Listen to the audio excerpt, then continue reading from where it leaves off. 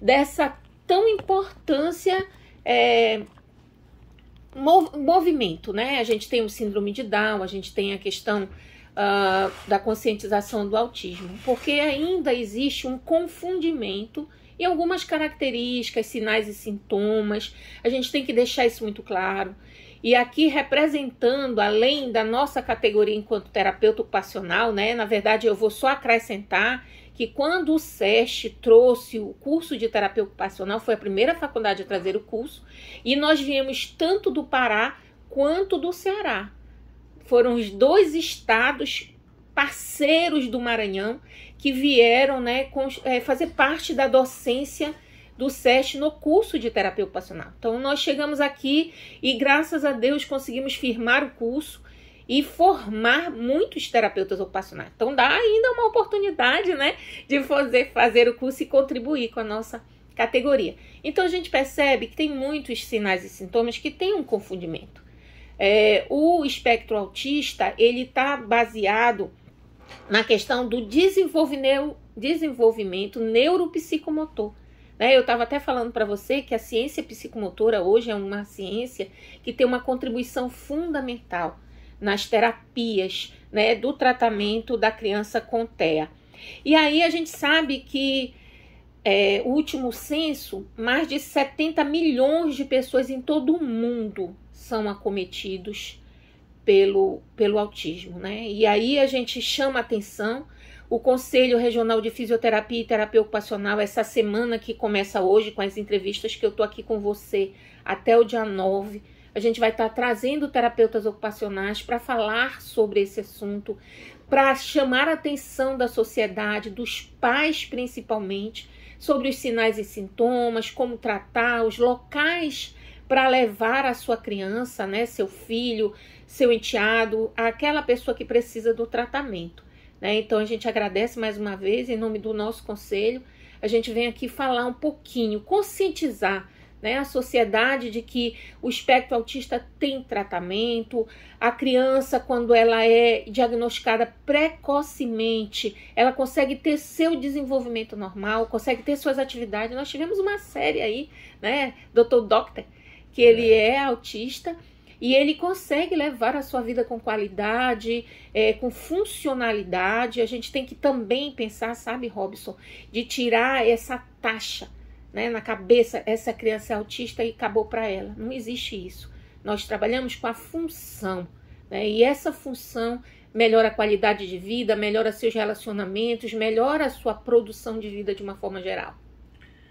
Bem, nós temos um caso que é também, eu tenho um caso muito próximo de mim, de um amigo, claro, não vou citar por uma questão de ética, mas é um jornalista super conhecido, e ele descobriu agora, o diagnóstico dele veio quase aos 60 anos. O diagnóstico, olha só, ele se descobriu como autista. E ele é um cara brilhante, ele teve dificuldades com a fala ainda na infância, depois ele passou por dificuldades relacionadas com síndrome de pânico, ele teve tudo isso, mas não, ele ia para o hospital e tal, se cuidou, ele cuidou uma gagueira, ele tinha gagas, ele cuidou e quase aos 60 anos se descobriu autista. Quer dizer que nós ainda temos dificuldade por exemplo, a gente até conversava antes de entrar no ar, a Márcia me falava que, por exemplo, tem manias. Eu, por exemplo, tenho mania. Eu chego num local, eu vejo um tapete fora do lugar, que não está devidamente colocado no ponto, eu vou lá e coloco ele e corrijo. Então todos nós temos essas dificuldades, ou essas manias que acabam sendo, sei lá. Então o que ainda dificulta? Ainda é uma coisa, digamos assim, Márcia, me permita estender minha pergunta, esse diagnóstico ainda é algo que precisa de muito mais atenção, são muitas possibilidades. Isso, na verdade, como eu estava conversando com você, né? Eu hoje, se for olhar para mim, eu com certeza tenho alguns traços autistas, né? A questão da limpeza, da questão da mão, né? Eu tenho hipersensibilidade manual, mas eu desenvolvo destrezas manuais com muita perfeição, porque eu fui estimulada na minha infância. O que hoje a gente vem como esse alerta, né? Que você falou, por que a gente ainda precisa conscientizar as pessoas sobre o autismo. É justamente fazer essa diferença. Ter uma boa anamnese, Robson, acompanhar essa criança, saber a gestação dos pais, né, do pai e da mãe, como é que foi essa gravidez dessa mãe, o parto, o desenvolvimento dessa criança. Opa, então, deixa eu parar bem aí, permita. Você falou o parto. Isso. Eu me lembro muito bem, eu não me lembro agora a minha professora de psicologia do SEST. Um dos meus trabalhos foi acompanhar um garoto autista, era uma atividade, e me chamou a atenção esse fato, já que você falou do parto.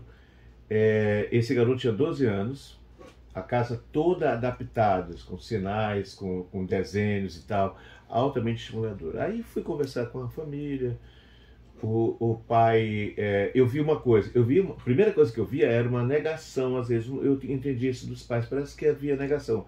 Eles não aceitavam que ele tinha essa dificuldade. Sim. Mas aí fui aprofundando uma conversa com eles, descobri que eles perderam um filho, muito jovenzinho, pequenininho, que sofreu um incêndio no quarto e esse menino morreu, queimado. Detalhe, ela engravidou nesse período.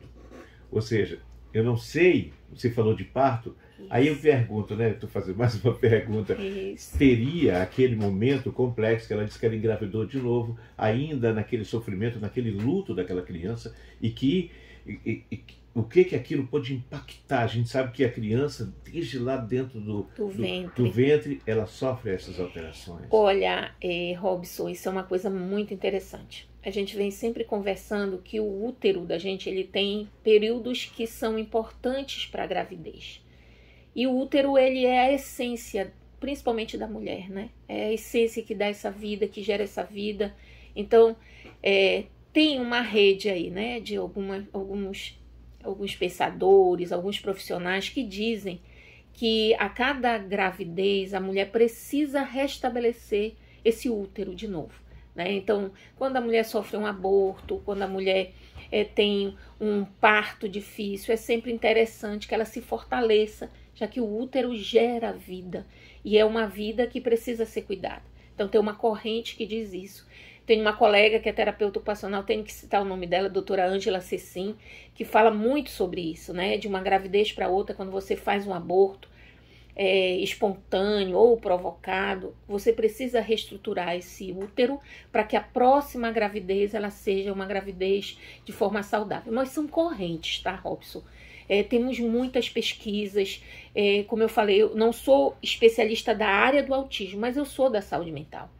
E a gente sabe que uma gravidez não bem elaborada, não bem acompanhada, que ela seja uma parceria entre a mãe e o companheiro, ou então se eu faço uma barriga de aluguel, seja o que for, a gente precisa resgatar, sabe, Robson, essa questão da nossa afetividade, da nossa saúde mental.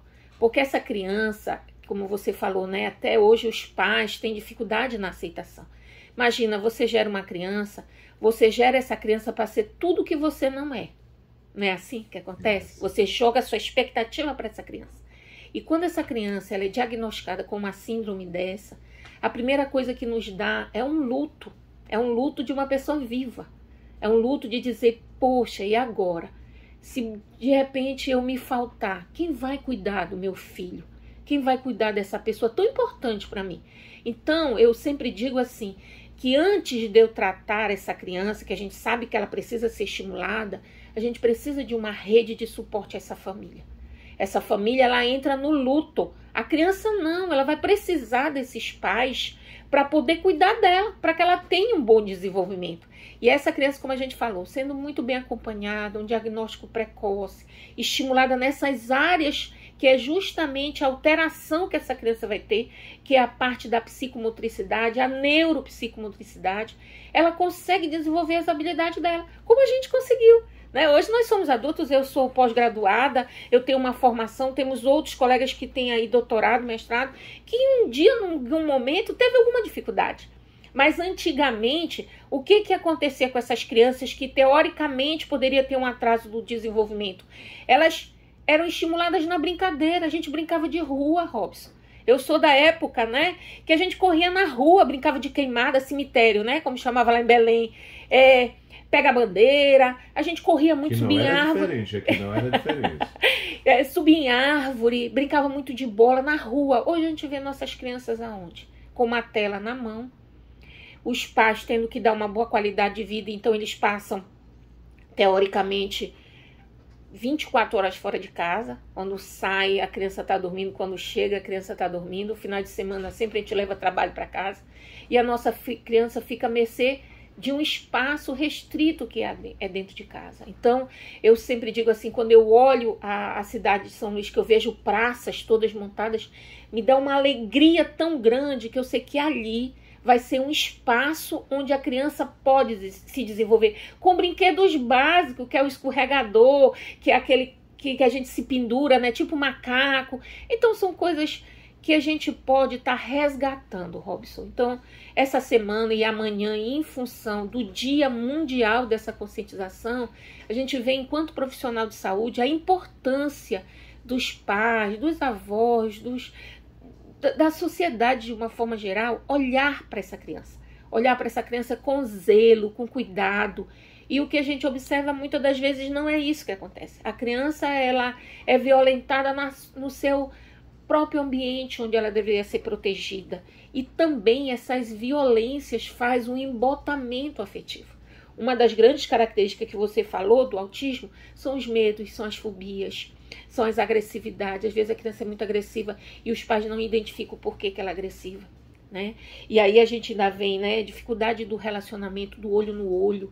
Então a gente precisa estar atento. Por que essa minha criança não me olha nos olhos? Por que essa criança não responde quando eu o chamo? Né? Ah, vamos investigar, será que é o problema de surdez? Será? E até chegar a um diagnóstico precoce para poder ter um tratamento adequado.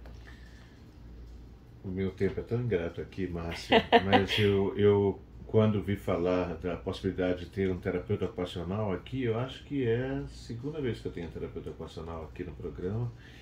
E dizer, é sempre bom lembrar que a ação sobre um paciente desse ele é multidisciplinar. Isso. Foi a primeira palavra que eu aprendi no curso de terapia ocupacional. Perfeito. Esse multidisciplinar, são muito desenvolvidos. Eu acho que evoluímos bastante, não é? Evoluímos bastante. E eu me lembro de um caso que foi me contado por uma mãe de uma criança, de um jovem autista lá de Brasília, que eu acho que agora deve estar com uns 40 anos ou mais, que não falava, até os 20 e poucos anos ele não falava. Aí um dia, uma música, um trabalho de musicoterapia, que é um dos, né? Ele despertou, ele virou-se para trás. Quem trabalha com autista sabe disso. Ele, às vezes você leva, a minha professora de psicologia, ela chegava às vezes assim meio abatida na sala de aula, e eu dizia, o que foi, professora? Ela dizia, não, às vezes eu fico esperando por meses para um gesto, uma resposta.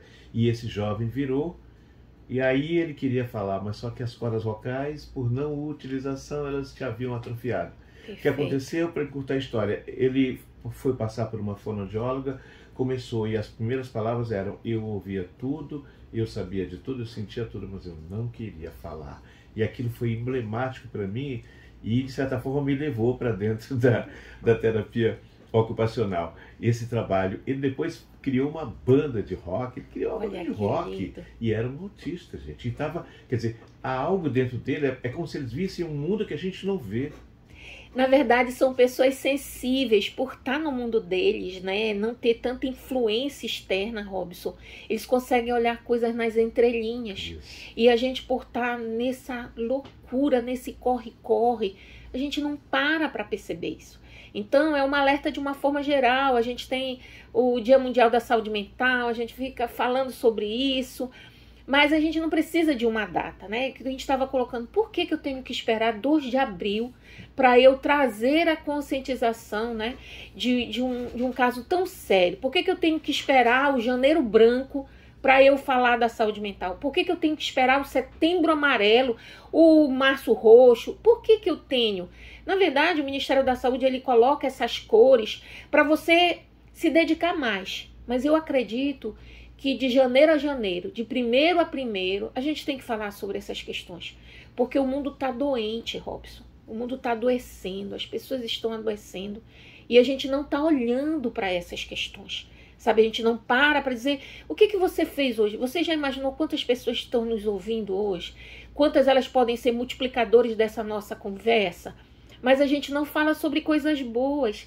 Mas se a gente estivesse falando, né, de uma tragédia, né, de alguma coisa assim, isso se espalhava que nem rastro de pólvora. Então, a minha sugestão, né, uma orientação, é que a gente fale mais de coisas boas. Tem muita coisa boa acontecendo. Olha o seu programa. Muita coisa boa sendo divulgada. Eu vi a reportagem passada, você falou de um problema, né, na garganta, né, o que te levou a isso. E como hoje a gente trabalha também com as práticas integrativas e complementares, que elas complementam a saúde tradicional, você foi atingido no chácara laríngeo. Olha só, quem é que estava te impedindo de falar? Né? Porque você é um radialista, você comunica. E aí tiveste justamente um problema na garganta que era para te calar. Né? E assim a gente olha, o que mais a gente tem que está fazendo a gente não ver? Né? O que está acontecendo que faz a gente ter aquele embrulho no estômago, né? E não está percebendo para esse cuidado da saúde. Então a gente esperou, né, o dia 2 de abril, né, para vir falar dessa consciência. Desde 2007, a Organização Nacional da Saúde já, né, Unida já vem falando sobre isso. Desde 2007, a gente está em 2022 e ainda precisa de um momento como essa oportunidade que tu está nos dando, de chamar a atenção para coisas que estão acontecendo aí. São 70 milhões no mundo. A cada dia a gente está tendo um diagnóstico. Os serviços hoje de São Luís estão abarrotados, né? Tanto do estado quanto do município. As clínicas, elas estão, né? Clínicas particulares, não tem vaga. Por quê? Porque as pessoas estão começando a olhar que já deveriam ter olhado. E aí, como você falou, é um acompanhamento multiprofissional. O terapeuta ocupacional também, né, tem um limite nas suas intervenções. E aí ele precisa, sim, de um olhar de um outro colega para que juntos a gente veja a pessoa e não a doença. Porque a gente vê muito isso, sabe, Robson? Aquela criança ali é autista. Tá, e aí? Ela vai ser improdutiva? Será que ela não tem direito de, dentro da doença dela, ser uma pessoa com dignidade, ser uma pessoa com seus direitos, né, garantidos, e aí garantidos por lei? Porque muitas das vezes, quando você não garante pelo bem, você garante pela força. Verdade. Né? E aí é isso que a gente te agradece mais uma vez, em nome do Conselho Regional de Fisioterapia e Terapia Ocupacional daqui do Maranhão, em nome da terapia ocupacional, te agradecer por essa oportunidade, dizer, ainda dá tempo de você voltar, porque garanto que você será um excelente terapeuta ocupacional. Eu já fui provocado lá pelo Vanderlan e quem sabe uma dessa a gente se junta. Com certeza. Márcia, foi um prazer, uma honra ter aqui conversando. Eu acho que cada vez que o rádio puder colocar esses assuntos, como você diz, esclarecer, eu acho que educar as pessoas para conviver com essa doença, porque é assim, esse espectro autista, como se fala hoje. Muito obrigado. Nada, nós é que agradecemos, que Deus te abençoe e que nesse período de hoje até dia 9, acompanhe as redes sociais do Conselho Regional de Fisioterapia e Terapia Ocupacional, que a gente vai estar trazendo terapeutas ocupacionais de todos os municípios daqui do Maranhão. Vamos ter uma live no dia 5 de abril, às 19 horas, com 3 terapeutas ocupacionais, Caxias, Imperatriz e Presidente Dutra, falando sobre essa questão, né? Valeu, tá aí a dica, gente. A gente vai para o intervalo e volta já já. Bom dia. Pronto, meu amigo, volte, viu? Volte, que é importante. Muito bom. Eu vou editar esse vídeo. Sim.